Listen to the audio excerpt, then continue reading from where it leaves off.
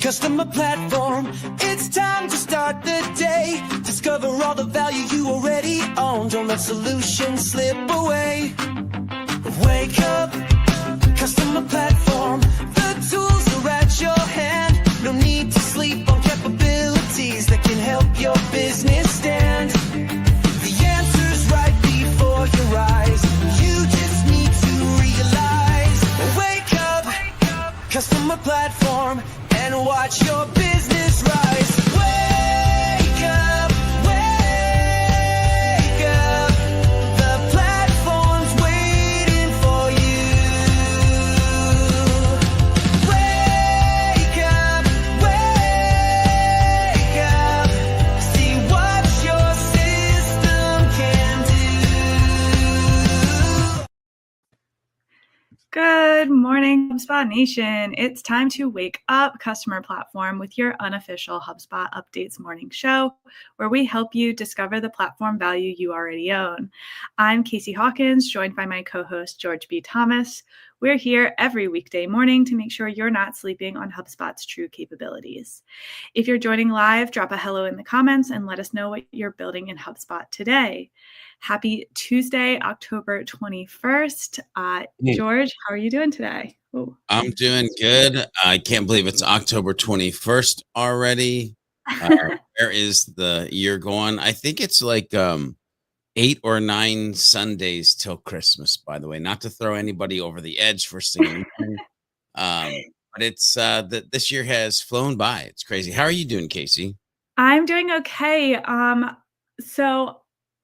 This is going to be my first Christmas where I have kids in the house, and they're asking about the elf, and I didn't. Gotcha. Are they asking about the elf on the shelf? Is that what they're? Yeah, elf on the shelf. Yeah. It's already coming up. It's just starting to circulate. They're like, they asked just the other day, does the elf come here? And I thought maybe not. Yeah, you'll have to research the elf on the shelf and the meaning behind it. And we have some friends that do the elf on the shelf stuff. So it's pretty interesting. Your kids are old enough that you never did elf, right? The elf on the shelf, right? I never did elf. Some years I didn't want to do Christmas. No, I'm just kidding. No, I'm just kidding. Yeah, they're all grown adults now. We do still get together for Christmas. We still do gifts, but we never got into the elf on the shelf like some of our friends with younger kids have gotten into.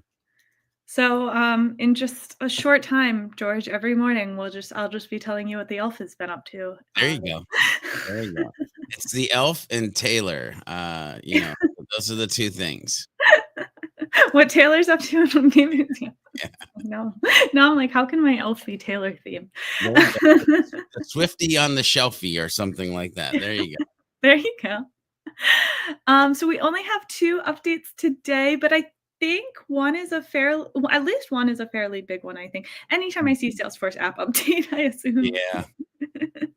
It's like, yeah, so we can just jump straight in with this one. Salesforce app updates, new sync rule directions for custom objects.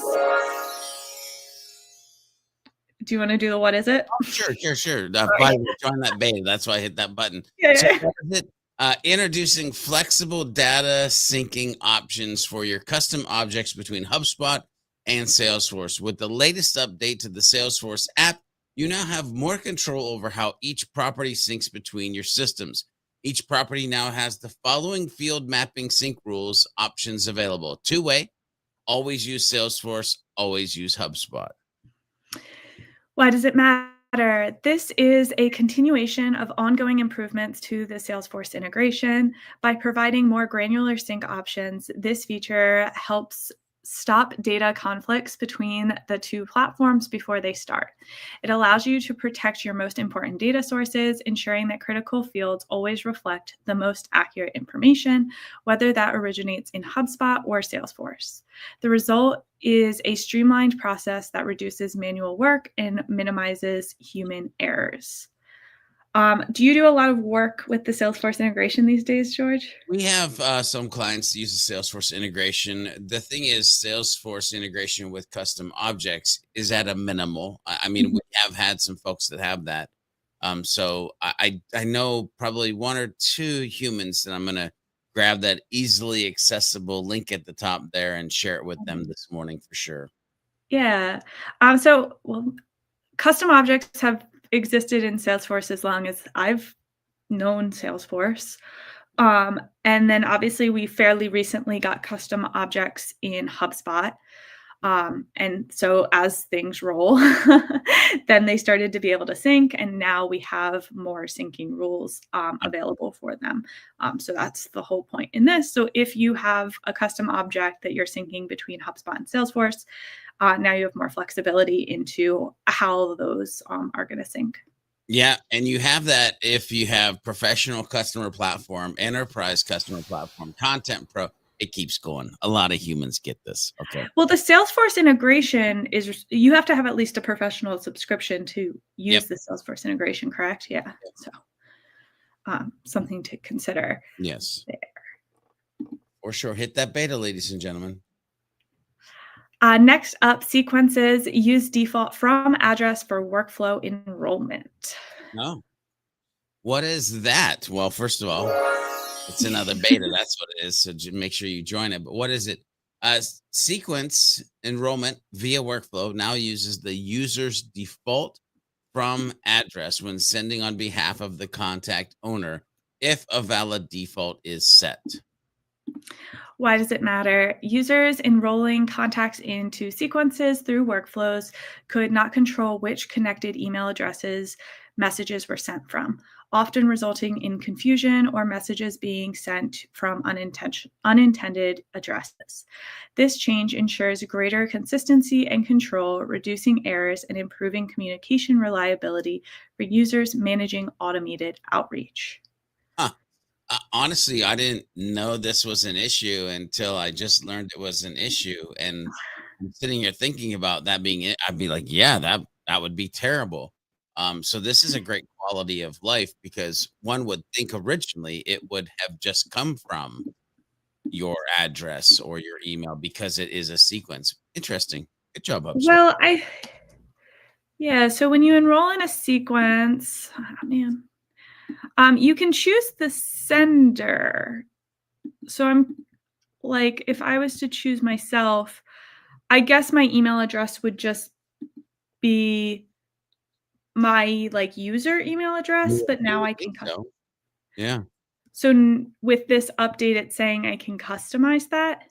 Well, I don't know if it's saying that you can customize it, but it says now uses the user default from address, which makes me think, as it says, why does it matter? Before, it wasn't doing that, which again, I didn't know this was an issue until this morning. But if you knew this was an issue, then you're probably thanking the Lord above that now this is a thing for you. Yeah. Yeah. I've used the enrollment. I guess, it's just this default address piece. So I guess if your user has multiple addresses associated, you can kind of choose which email is selected. Because this is a beta, I'm not actually opted in.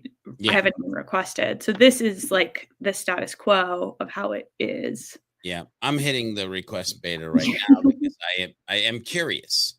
Yeah. To what it will look like once I am accepted. Right. So good thing Chris didn't miss too much this morning. Yeah. We will be Day to play hooky. good day to play hooky. It was a quiet week last week. Did you manage to catch up on everything from last week yet? No. Well, no. Especially with HubSpot updates. I'm still trying to catch up on everything email, Slack, and client related, but Fair. HubSpot updates. I'll get there. You'll get there. There weren't that many, so Don't get busy, you picked a good HubSpot. week too. Yeah, don't get all busy, HubSpot. Just keep it slow for a hot minute till I catch up. So later today at 11:30 or 11 a.m., 11 a.m. Eastern, the HubSpot Admin Hug will be covering HubSpot deduplication. If you've used HubSpot for any amount of time, you probably have duplicates. So our friend Jonas from Qualify will be speaking. His app was built for HubSpot, and he'll be talking about how you can use that to help clean up duplicates. I remember I talked to Jonas fairly early in his creation of Qualify, I guess. And I remember him showing me the card, and one thing he mentioned at the time was, how sales reps and customer success reps, the humans talking to humans, are the best people to identify duplicates and to identify the correct record.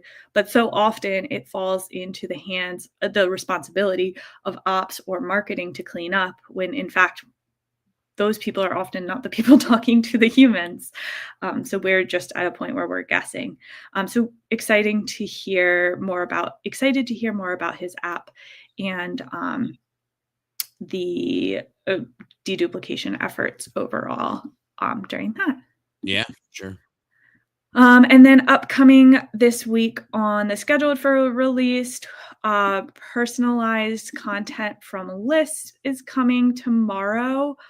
The List tool, this means segments, right? Yeah. Yeah. Don't get me started, but yes.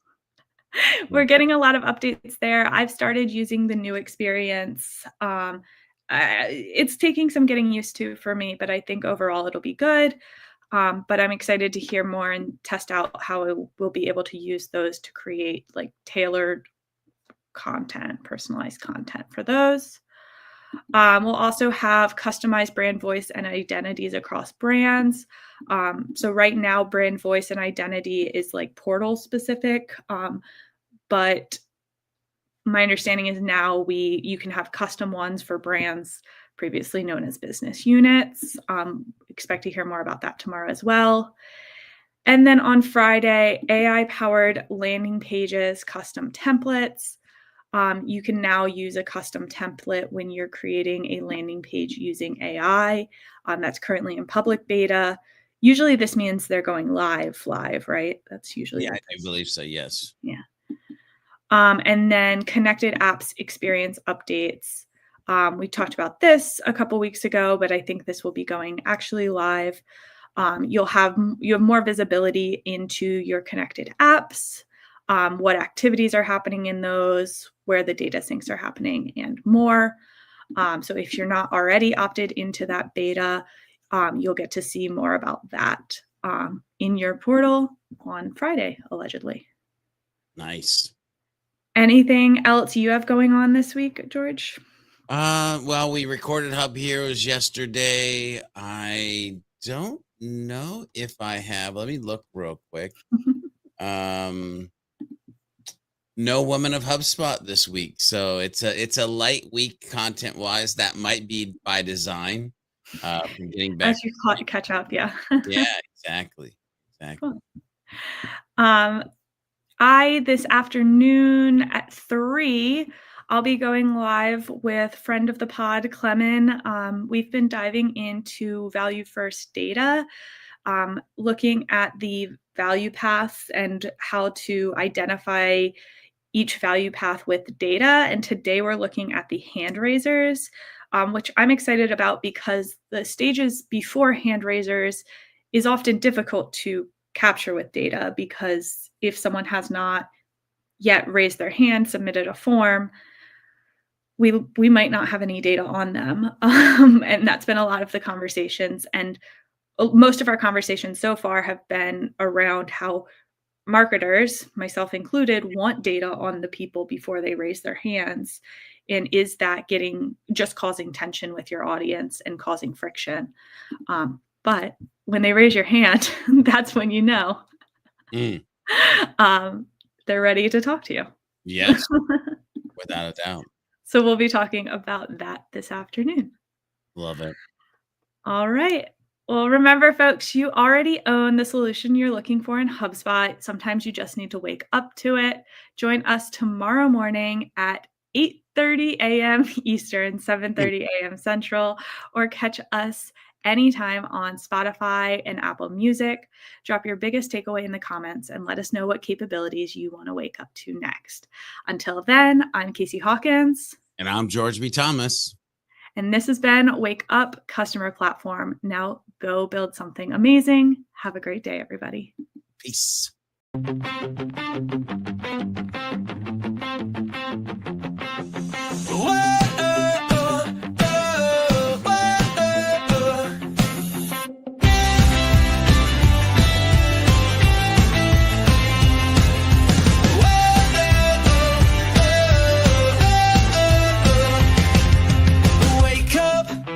Customer platform, it's time to start the day. Discover all the value you already own. Don't let solutions slip away. Wake up, customer platform.